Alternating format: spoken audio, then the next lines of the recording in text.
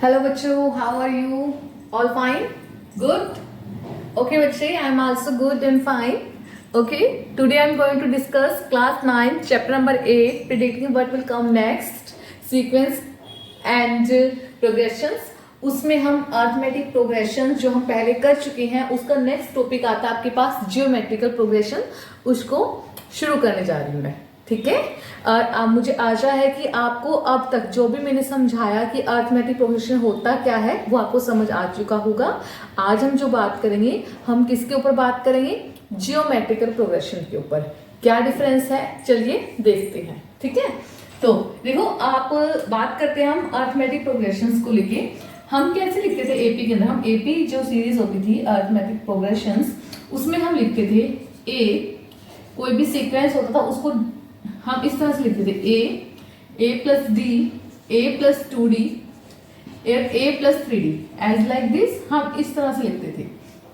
वहां पर जो कुछ भी होता था सारा का सारा हम प्लस में लिखते थे और कॉमन डिफरेंस हर बार हम ऐड करते रहते थे। ये हमारे पास अर्थमेटिक सीरीज थी। चलो अब देखो, मैंने यहाँ पर लिखा है एक एग्जाम्पल, इसको समझते हैं पहले। हमने यहाँ पे एग्जाम्पल लिखा है कि हमारे पास हमने 3 बॉक्स शो करे हैं यहाँ पे। ठीक है, स्टेज 1 के अंदर मैंने 3 बॉक्स शो। स्टेज 2 में हम क्या कर रहे हैं? 3 बॉक्स के साथ 3 बॉक्स और ऐड कर रहे हैं। ठीक है, स्टेज 3 में हम क्या कर रहे हैं? 3 बॉक्स ऐड हो रखे हैं ऑलरेडी, हम उसको इंक्रीज करते रह रहे हैं।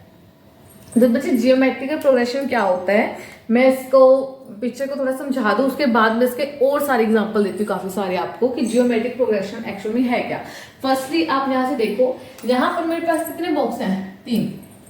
ठीक है, इसके बाद यहाँ पे कितनी है? 3 into 2, यहाँ पे 6 है, मैं उसको इस तरह से लिखूंगी 3 into 2 करके। अब यहाँ देखो, यहाँ टोटल है 12।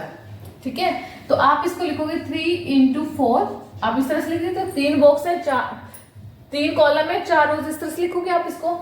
हम लिख देंगे 3 into 4 12। ठीक है, अब इधर देखो, इधर कितने हैं? 3 into 8 मतलब 24। ये जो है 1 2 3 4 5 6 7 8 हमारे पास रोज हैं और 3 कॉलम है। हमने उसको इस तरह से लिख दिया। अब आप कहोगे मैडम क्या ये रोज और कॉलम्स की बात करने लगे हैं? इसके बारे में बात करते हैं। अच्छा एक बात बताओ, मैंने आपको एग्जांपल दिया था कि मान लो आपके पेरेंट्स या आप अपने किसी पिगी बैंक में थोड़ा पैसा जमा करना शुरू करते हो। अब पैसा किस तरह से जमा शुरू करते हो आप? आपने मान लो फर्स्ट वीक में डाला 100 रुपीज, नेक्स्ट वीक में डाला 200 रुपीज, उसे नेक्स्ट में डाला 300। ठीक है, इस तरह से मैं आपको बोल रही हूँ कि आपने जो मैंने आपको एपी सीरीज समझाई थी, एपी सीरीज में मैंने आपको बोला था कि आप पहले हफ्ते में डालते हो 100, दूसरे हफ्ते में 200, नेक्स्ट में 300, देन 400। ठीक है, इस तरह से डालते हैं। मतलब हर बार आप जो करते हो 100 नंबर जो कर रहे हो ऐड कर रहे हो उसके अंदर। ठीक है, प्रीवियस वन में जैसे यहाँ 100 था, 100 में 100 ऐड किए 200 हो गया, फिर 200 में 100 ऐड किए 300 हो गया, फिर 300 में हमने 100 ऐड किए तो 400 हो गया। इस तरह से हमने क्या करा था? एपी सीरीज को समझा था। अब देखो जीपी सीरीज में क्या हुआ, अब मान लो आपने ये जो अमाउंट है आप 100 प्लस कर रहे हो, इसको क्या कर दो? 2 गुना कर दो। कैसे? सुनो देखो, हम क्या करते हैं, मैं क्या करती हूँ, पहला हफ्ते में मैंने पहला हफ्ता लगा लो, मैं 1 वीक पे लगा लेती हूँ। ठीक है, जैसा आपको सही लगे उस तरह से आप कंसीडर कर लेना। जैसे हम एग्जाम्पल सिर्फ समझाने के लिए आइए। ठीक है, इसको घर वालों सब जिद नहीं करनी, ये सिर्फ नॉर्मल समझाने के लिए मैं आपको एग्जाम्पल दे रही हूँ।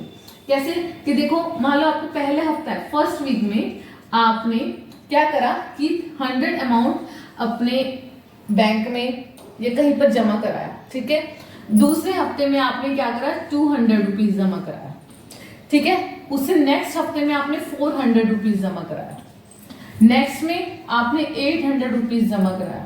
ठीक है, ये फर्स्ट वीक है, ये आपके पास सेकंड वीक आएगा, फिर थर्ड और फिर फोर्थ। इस तरह से हमारे पास ये चलता जा रहा है। ठीक है, फर्स्ट वीक में 100, नेक्स्ट 200, 400, 800, देन 1000, सॉरी देन 1600। इस तरह से आप कंटिन्यू बढ़ा रहे हो। अब मुझे एक चीज बताओ, कितने नंबर से आप बढ़ा रहे हो इसको? देखा जाए तो आप 2 गुना कर रहे हो इसको। कैसे? 100 का 2 गुना, 200 का 2 गुना, 400 का 2 गुना, 800 का 2 गुना। मतलब हर बार मैं क्या कर रही हूँ, जो नंबर है मेरे पास उसका क्या कर दे रही हूँ? 2 गुना कर दे रही हूँ। ये चीज तो कर रही हो आप, है ना? ये चीज हो रही है ना, हर बार आप किसी नंबर का 2 गुना कर दे रहे हो, यही है। अब देखो कैसे हम इसको लिखेंगे, हम इसको इस तरह से लिख सकते हैं, मान लो जो ये वाली टर्म है इसको मैं a मान लेती हूँ, ठीक है। अच्छा, अगर ये a है तो अगला नंबर जो है वो मेरे पास, हमने a को किससे मल्टीप्लाई किया, 2 से, ये लिख दिया, ओके। उससे अगले नंबर में, ये तो हमने दो इस तरह से दिखाया। अब देखो अगर मुझे इससे रिलेट करना उसको, तो मैं कैसे दिखाऊंगी, क्या मैंने इसको 4 से मल्टीप्लाई किया 100 को, इसको हम इस तरह से देखें, क्या मैंने यहाँ पे इसको 100 को 2 से मल्टीप्लाई किया, इसी 100 को मैंने यहाँ से 4 से मल्टीप्लाई किया, इसको यहाँ पे 8 से मल्टीप्लाई किया, और इसको यहाँ पे 16 से मल्टीप्लाई किया। क्या आप ये चीज देख पा रहे हो? बिल्कुल। अब देखो, तो मैंने यहाँ पे लिखा कि a है, जब a को मैंने 2 से मल्टीप्लाई किया मेरे पास सेकंड टर्म आ गई। अब इसी a को मैंने 4 से मल्टीप्लाई करना है। अब a को किससे मल्टीप्लाई करो, 4 से, फिर a को मल्टीप्लाई करो किससे, 8 से, देन 8 को मल्टीप्लाई करो किससे, 16 से।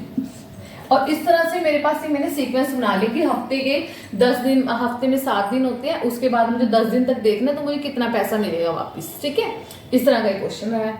अच्छा, अब इसी तरह मैं एग्जांपल देती हूँ और आपको, कि अगर आपसे कोई कहे कि जो, जैसे आपको पता होगा भाई कि जो ये बैक्टीरिया होते हैं, ये जो वायरस होते हैं, बड़ी तादाद में बढ़ना शुरू कर देते हैं, ठीक है। मान लो आज हमारे पास कोई जो वायरस का लगा लो, या किसी जो चीज बड़ी ग्रोथली, बड़ी शार्पली इंक्रीज करती रहती है डे बाय डे, तो हर अपने जो प्रीवियस वन है उसका 2 गुना हो जाती है। मान लो आज कोई समस्या मेरे पास 8% है, अगले दिन वो समस्या कितनी हो जाएगी, 16% हो जाएगी, ठीक है। इस तरह से बढ़ती चली जाएगी, तो वो अपनी समस्या का 2 गुना होती चली जाएगी, ठीक है। तो जो हमारे पास चीज 2 गुनी होती है, 4 गुनी होती है, 3 गुनी होती है ना, तो हमारे पास जो एक नंबर है वो इंक्रीज हो रहा है, किससे, मतलब 2 गुना हो रहा है, मल्टीप्लाई में टर्म आ रही है हमारे पास, एडिशन में ना आके किस में आ रही है, मल्टीप्लाई में आ रही है। एक प्लांट है ना, ठीक है, एक पौधा है, उसकी जो शाखाएं हैं, ब्रांचेस जो है उसकी, मान लो पहले हफ्ते में 4 ब्रांचेस थी उसकी, पहले हफ्ते में कोई प्लांट है, इस प्लांट की पहले हफ्ते में 4 ब्रांचेस थी, जब हमने फर्स्ट वीक में ऑब्जर्व किया। सेकंड वीक में जब मैंने ऑब्जर्व किया इसकी 6 होगी, उससे नेक्स्ट वीक में ऑब्जर्व कर रही हूँ उसमें इसकी 9 होगी, टोटल 9 की है। उसे नेक्स्ट में ऑब्जर्व करूंगी तो इसकी कितनी निकल जाएंगी, फिर आगे फर्दर फिर निकल जाएंगे 3, फिर उसके बाद नेक्स्ट वीक में फिर फर्दर 3 निकल जाएंगे, मतलब हर बार 3 का मल्टीपल होके मुझे रिजल्ट मिल रहा है, ठीक है। तो जिसमें मल्टीप्लाई वाली टर्म आ जाए ना, तो उसमें वो सीक्वेंस जिसमें किसी पर्टिकुलर नंबर का मल्टीपल हो रहा हो, ठीक है, कांस्टेंट मल्टीपल टर्म हो, उसे हम क्या कहेंगे, हमारे पास ज्योमेट्रिकल प्रोग्रेशन कहते हैं। देखो अब इसको और थोड़ा और पढ़ो, फिर हम इसकी डेफिनेशन पे आएंगे। अब इसको देखो, क्या मैं इस तरह से लिख सकती हूँ ए। अब जैसे हमने कॉमन डिफरेंस को डी मानना था, जीपी के अंदर हमारे पास ये जो पर्टिकुलर एक नंबर से हम मल्टीप्लाई करते रह रहे हैं, इसको क्या बोलेंगे बेटे, आर। क्या बोलना है आपने इसको, आर।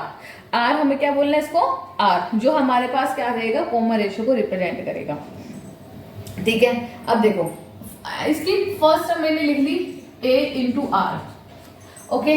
अब ये बताओ, क्या मैं इस 4 को ऐसे लिख सकती हूँ 2 बाई ऐसे करके, 2 की स्क्वायर करके, बड़े आराम से लिख सकते हो, है ना, लिख सकते हो 2 इंटू 2 4, ठीक है। तो आप इसको क्या लिख सकते हो, a r का स्क्वायर, ठीक है। अब इसको हम क्या, इसको हम ऐसे लिख सकते हैं 2 की क्यूब, लिखा जा सकता है ना, 2 टू द 4 4 टू द 8, है ना। तो इसको हम क्या लिख सकते हैं, a r की क्यूब। मैं ये मान के चल रही हूँ कि आपको इस तरह से पावर को सोल्व करना आता होगा, ठीक है। 2 की स्क्वायर करेंगे तो उसे कैसे सोल्व करेंगे, 2 को 2 टाइम्स लिखो, 2 को पावर 3 मीन्स 2 को 3 टाइम्स लिखो। अब देखो, अब 2 की पावर यहाँ क्या बैठेगी, यहाँ पे 2 की पावर बनेगी 4, है ना। तो ये बन जाएगा a r की पावर 4, और इस तरह से ये सीक्वेंस मेरे पास चलता रहेगा, ठीक है, ओके। अब ये चीज देखो, यहाँ पे इधर देखो, ये हमारे पास a टर्म जो है वो मेरे पास कितनी है, 100, दूसरी वाली टर्म है 200, देन 400, और चलो मैं इसको, अब 400 आ गया, उसके बाद हमारे पास 800, देन 1600 अप टू 100, ठीक है। क्या यहाँ तक आपको कोई डाउट है, नहीं होगा डाउट, है ना, ओके। अब एक चीज देखो, मैं इसको रब करती हूँ। अब ये सुनो, मैं आपको बोल रही हूँ जैसे वहां पे कॉमन डिफरेंस डी था, यहाँ पे हमारे पास कॉमन रेशियो आएगी। क्या आएगी? Common ratio. ठीक है, अब देखो अगर मैं ए आर के डिवाइड में ए कर दूं, ठीक है, क्या आ जाएगा यहाँ से? 200 divide by 100 is equal to 2। ठीक है, अगर मैं ए आर की स्क्वायर के डिवाइड में ए कर दूं, सॉरी ये ए आर कर दूं, तो क्या बचेगा यहाँ से? फिर से यहाँ से देखो, ये अगर आप डायरेक्ट भी देखना चाहो उसको इस तरह से देख सकते हो कि ये टर्म तो कैंसिल हो रही है ना, this two term going to cancel, only one r remaining that is r, और जो कि मेरे पास 2 है।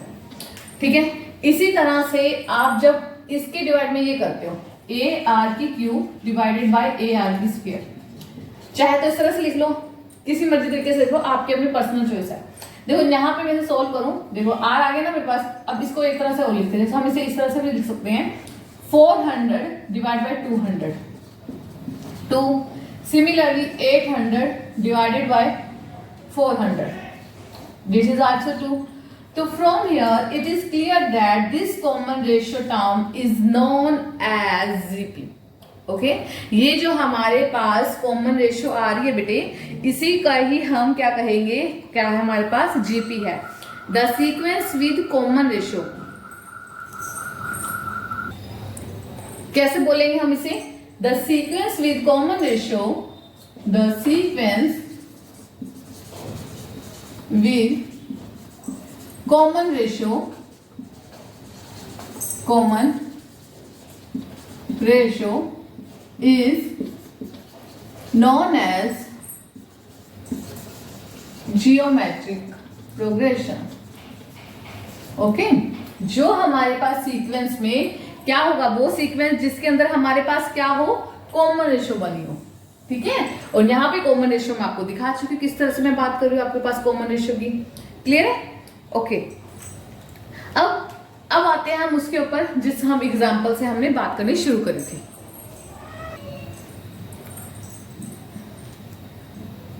तो हम बात कर रहे थे कि इसके ऊपर ये स्टेजेस जो हमारे पास बनी हुई हैं, देखो इसमें क्या आप ऑब्जर्व कर रहे हो, देखो फर्स्ट स्टेज जो बनी है इसमें हम ऑब्जर्व कर रहे हैं कि यहाँ पे क्या है, ये मैंने ऊपर लिख चुकी है ऑलरेडी पैटर्न।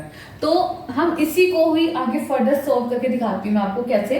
देखो मेरे पास जो सीक्वेंस बनता है वो इस तरह से बनेगा, a r, sorry first term is a, then a are की स्क्वायर, देन ए आर की क्यूब एंड ए आर की 4 power and up to so. इस तरह से मेरे पास जो सीक्वेंस है वो चलेगा। ठीक है, अब इसमें देखो, इसमें क्या लिखा हुआ है, 3 इंटू 2, देन नेक्स्ट में क्या लिखा, 3 इंटू क्या, 4 को मैं इस तरह से लिख सकती हूँ, 2 का स्क्वायर, बड़े आराम से लिख सकते हो इसको। नेक्स्ट में 3 इंटू 2 का क्यूब भी आप लिख सकते हो इसको। ठीक है, तो हमारे पास ये बन गया 3 की पावर 2 इंटू 3 इंटू 2 का स्क्वायर, 3 इंटू 2 का क्यूब। इस तरह से हमारे पास ये सीक्वेंस है जो बन चुके हैं, जहां पे आर की वैल्यू मेरे पास क्या आ जाएगी, 2। कैसे आएगी, अगर आप इसको ए आर क्या, दिस वन 3, इसको डिवाइड करो, 3 इंटू 2 डिवाइड में 3, 2 आ गया, 3 इंटू 4 डिवाइड में 3, ये हमारे पास 4 आ गया। 4 को आप क्या लिखो, सॉरी मुझे क्या करना है, 3 इंटू 4 डिवाइड में 3 इंटू 2 करना बेटे, तो हमारे पास क्या आ जाएगा, ये फिर से 2 आ जाएगा। तो जो कॉमन रेशियो आ रही है वो मेरे पास क्या आ रही है, इसमें 2 आ रही है। ठीक है, और यही मैंने बोला है कि the sequence with common ratio, ratio हमारे पास हर बार क्या आ रही है, कॉमन, और इसी को हम क्या कहेंगे, जियोमेट्रिकल प्रोग्रेशन कहेंगे। ठीक है, अगर आप इसको मैं बोलूं, आप मुझे इसकी nth टर्म लिख के दिखाओ, ये जो सीक्वेंस आया है इस पूरे सीक्वेंस की मुझे nth टर्म लिख के दिखाओ, मैं इसको क्या करने लगी हूँ, रब करने लगी हूँ। मुझे लगता है आपको समझ आ चुका होगा, यहां तक मैं इसे रब करती हूँ। ठीक है, देखो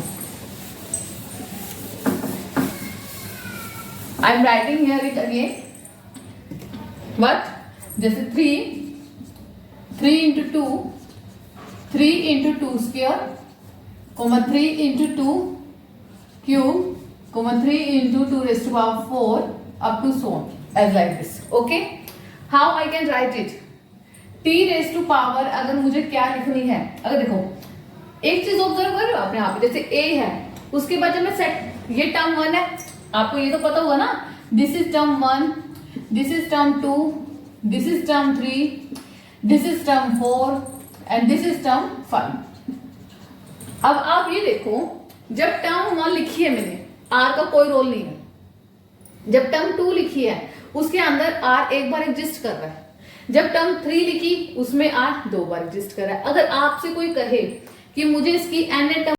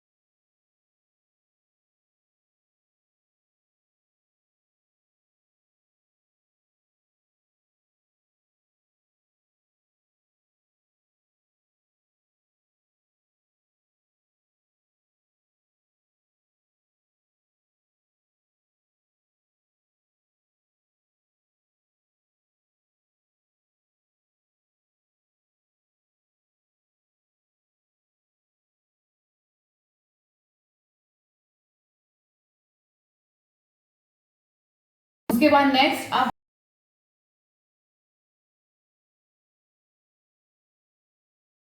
आ जाएगा 2, ठीक है। देन चेक करो ए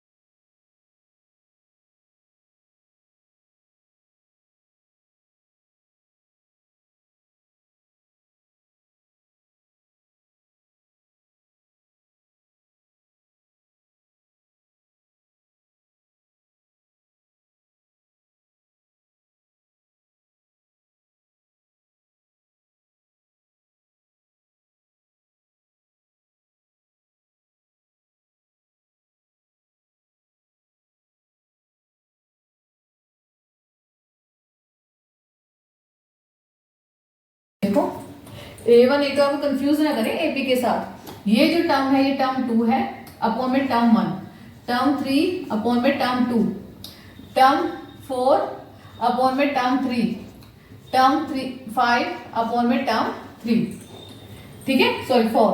तो इस तरह से आपको पता है ना ये फर्स्ट टर्म है, second term, third term, fourth term, इस तरह से चलता आ रहा है हमारे पास सीक्वेंस। ओके ठीक है। अब ये हमने बोल दिया कि हाँ ये जीपी के अंदर है और इसकी जो कॉमन रेशियो है वो कितनी है 2 है, ठीक है। तो आप यहां से लिख सकते हो common ratio is 2। Yes it is in GP. ये किसके अंदर है? जीपी के अंदर है। अच्छा ठीक है, नेक्स्ट क्वेश्चन चेक करते हैं हम। नेक्स्ट क्वेश्चन में इसने यही डिमांड करी है। क्वेश्चन में कहा है, ये आपको सीक्वेंस दे रखा है इस तरह से, देखो 1 3 4, अगर फिर से ऐसे करता है this is term 1, this is term 2 3 4 5, इस तरह से आपको टर्म की वैल्यू दे रखी है मेरे पास। तो कैसे करना है, इसके डिवाइड में ये करो 3 इसको इस तरह से लिख लो, T2 डिवाइड बाई T1 कैसे आ जाएगा मेरे पास, 3 डिवाइड बाई 1, 3 आया। T3 डिवाइड बाई T2 क्या आ जाएगा, यहां से हम इसको लिखेंगे कि 9 डिवाइड बाई 3, 3 आया। T4 डिवाइड बाई T3 क्या आ जाएगा, 27 डिवाइड बाई 9 क्या आ जाएगा, 3 आ जाएगा। ठीक है, इस तरह से हमारे पास आगे जो है सीक्वेंस कंटिन्यू रहेगा। और हाँ, ये भी हमें किस में नजर आ रही है, जीपी के अंदर नजर आ रही है। क्यों, क्योंकि जो कॉमन रेशियो आ रही है वो मेरे पास क्या आ रही है, इक्वल आ रही है। Since common ratio is 3, since common ratio is equal everywhere, therefore sequence in GP. तो इस तरह से जो सीक्वेंस होगा वो मेरे पास किसके अंदर आ गया है, जीपी के अंदर आ गया है। ठीक है, अब मैं चेक करती हूँ इसका, ये दे रखा है जो हमारे पास सीक्वेंस, इसमें फिर से वही, ये हमारे पास टर्म 1 है, ये टर्म 2 है, ये टर्म 3 है। इसको मैं लिख देती हूँ टर्म 1, टर्म 2, टर्म 3 और ये वाली टर्म 4 है। ठीक है, देखो हमें मुझे जो कॉमन रेशियो निकालनी है, आर की वैल्यू है ना, ये बेसिकली क्या है, आर की वैल्यू है बेटी, ये जो मैं निकाल रही हूँ ये सारी आर की वैल्यूज है आपके पास, ये जो आ रही है। ठीक है, अब देखो आर निकालने के लिए मुझे क्या करने का, T2 डिवाइड बाई T1 करना पड़ेगा। T2 कितना है, -1, T1 कितना है, 1, क्या आ जाएगा, माइनस का 1 आ जाएगा।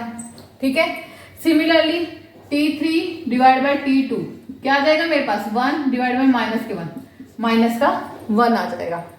उसके बाद 3, 4 डिवाइड बाई T3 कितना बन जाएगा मेरे पास, माइनस के 1 डिवाइड बाई 1, माइनस का 1। तो हर बार इसमें भी हमारे पास जो कॉमन रेशियो आ रही है वो माइनस का 1 आ रही है। Second thing, since common ratio is -1 in everywhere, that's why we can say it कि yes it is in GP. ये क्या है, ये जीपी है, जीपी का सीक्वेंस है। ओके, क्लियर है, कोई डाउट है यहाँ तक? Okay, now we come to the next question. This is example number 9 from your book. Okay, let's start it. This is example number 9. Okay, from your book गणित मंजरी. Okay, now अब हम इसे find out करना है कि check करना है ये जो सीक्वेंस लिखा है ये जियोमेट्रिकल प्रोग्रेशन है या नहीं है, और दूसरा इसकी मुझे एन टर्म निकालनी है। देखो सेम प्रोसेस रहेगा, ये टर्म जो है मेरे पास, this is T1 term, as we know this is T1, this is T2, हमें पता है ये चीज तो है ना। आप इसको ऐसे ना लिख के अपनी बुक में प्रॉपर अच्छे से लिखना है, T1 is this, T2 is this, T3 is this. Okay, इस तरह से हमें पता है। ओके, अब मुझे क्या निकालना है, कॉमन रेशियो निकालूंगी मैं।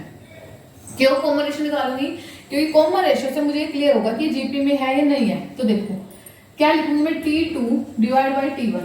अब T2 की वैल्यू कितनी रखी है, 15 डिवाइड बाई 4, और T1 की वैल्यू कितनी रखी है, 5। इसको मैं इस तरह से लिख सकती हूँ, 5, 4 इंटू 5, 3/4। ओके, 3 डिवाइड बाई 4 आ गया ना। अब T3 divide by T2, T3 is what, T3 is 45 divide by 16 and T2 is what, 15 divide by 4। तो ये आपको do you know about this ना, कि हमारे पास एक इस तरह से होता है कि अगर जैसे मैं एक बार दोबारा यहाँ पे छोटा सा क्लियर कर देती हूँ आपको, कि जैसे मेरे को ये रखा था 45 डिवाइड बाई 16 और क्या था, T2 की वैल्यू कितनी थी, 15 डिवाइड बाई 4। तो ये जो 4 होता है ये ऊपर चला जाता है, पता है ना आपको, ये 4 क्या चला जाएगा, ऊपर चला जाएगा। तो ये नॉर्मल आपको जब डिवीजन करना सीखोगा आपने तो आपको सिखाया गई होगी बात। ठीक है, तो 4 1 जा 4 जा, ठीक है, 15 1 जा 15 3 जा। ओके, क्या आया मेरे पास, फिर से क्या आया, 3/4 आया मेरे पास। ठीक है ना, अब हम बात करते हैं T4 divide by T2। T4 कितना लिखा है मेरे पास, 135 डिवाइड बाई 64, और ये कितना लिखा है, T2 की T3 आया है ना आपके बेटे, है ना। तो T3 कितना लिखा है मेरे पास, 45 डिवाइड बाई 16, 16 क्या चल जाएगा, ऊपर चला जाएगा। ठीक है, 16 1 जा 16 4 जा, 45 1 जा 45 3 जा, क्या आ गई, फिर से जो कॉमन रेशियो आई है मेरे पास, फिर क्या आई है, वो आई है मेरे पास 3/4। ठीक है, फ्रॉम हियर हम लिख सकते हो कि फ्रॉम हियर R इज क्या है हमारे पास, R की वैल्यू कितनी आई, 3/4 आई। अब इसने मुझे कहा है मुझे क्या लिखनी है, nth टर्म लिखनी है। ठीक है, अब nth टर्म देखो कैसे लिखोगे आप, क्या सीक्वेंस होता है, AR की स्क्वायर, AR की क्यूब, अप टू सो तक, इस तरह से चलता है। अब मुझे एन टर्म कैसे लिखूं मैं, आप पहले इसको ऑब्जर्व तो करो कि कैसे बन पा रहा है। ये बन रहा है 5 गुना 3/4 कॉमा 5 3/4 का होल स्क्वायर कॉमा 5 3/4 का क्यूब, इस तरह से बन रहा है ना। अब ये एक चीज चेक करो कि ये हमारे पास तरह से बन चुकी है सीक्वेंस, तो क्या होगा हमारे पास, हम इसको किस तरह से लिख सकते हैं। ये हमारे पास क्या है, ए, दिस इज ए की वैल्यू मेरे पास क्या है 5 है ना, तो ये ए है। अब आर मेरे पास क्या आ जाएगा, आर की जो वैल्यू आएगी वो आएगी n-1, ठीक है, और यहां पे आ जाएगा आपके पास Tn, ठीक है। ये मेरे पास होता है, मैंने आपको पहले बता रखा है, तो मैंने नॉर्मल लिख दिया। अब इसको इसके साथ रिलेट करके लिखो, देखो Tn is equal to A is 5 R is 3/4 raise to power n-1। Clear है, देखिए अब यहां से आपके पास इसकी एन टर्म निकल चुकी है, और इसी तरह से आपको फाइंड आउट करना था। यहाँ पे आपको क्वेश्चन होता है खत्म, आपको एन टर्म लिखना आगे होगा। मैंने पिछले क्वेश्चंस जब आपको एग्जांपल दिया था तब भी समझाया था, और हाँ हो कि यहाँ तक आपको समझ आ चुका होगा, ठीक है। फिर भी कोई डाउट होता है then you can ask me, okay. और यहाँ से आपको पता है कि अब आप क्या कर दो, इसकी वैल्यूज पुट करना शुरू कर दो। एन की वैल्यू 1 रखो, 2 रखो, 3 रखो, ठीक है। इस तरह से हम आगे इसकी फर्दर वैल्यूज फाइंड आउट कर सकते हैं। आपकी बुक में कुछ और क्वेश्चन भी दे रखे हैं और उनकी एन टर्म निकालने के लिए बोला गया है, ठीक है। मैं क्या करती हूँ, आपको 3 क्वेश्चन दे रखे बेटे, मैं उसमें से आपको एक क्वेश्चन कराऊंगी, ठीक है। मैं आपको क्वेश्चन एग्जाम्पल नंबर है, एक्सरसाइज है 3 क्वेश्चन देखे, उसमें से एक पार्ट करा दूँ आपको, ठीक है। बाकी तो आप खुद से ट्राई करना, ठीक है, ओके।